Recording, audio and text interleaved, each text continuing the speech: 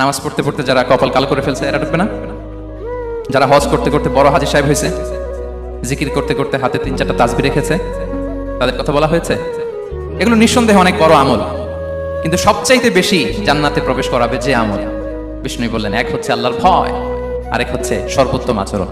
প্রিয় ভাইরা, ইসলামের মেজাজটাকে চিনে নেন, ইসলামের এসেন্সটাকে বুঝে নেন। আমরা ভালো আচরণকে গুরুত্ব দিতে চাই না। অনেক নামাজি লোক দেখবেন নামাজ পড়তে পড়তে কপালে কালো দাগ ফেলে দিছে, বাসায় বউয়ের সাথে খারাপ আচরণ করে, খিটখিটে মেজাজের, প্রতিবেশীর সাথে শুধু ঝগড়া, কলিগদের সাথে ঝগড়া, মারামারি, দুঃসম্পর্ক, এরকম আছে না? নাই বলেন, আছে না? কিন্তু নামাজি, অনেক বড় হাজি, একদিনও কোরআন তেলাওয়াত মিস হয় না। তো এত ইবাদত করেও সে ইসলামের আসল এসেন্সটাকে ধরতে পারেনি। বিষ্ণু বললেন, সবচেয়ে বেশি জান্নাতে প্রবেশ করাবে যে দুটি আমল, একটি হচ্ছে তাকওয়াল্লাহ, আল্লাহর ভয়, আরেকটি হচ্ছে উত্তম আচরণ, সর্বোত্তম আচরণ।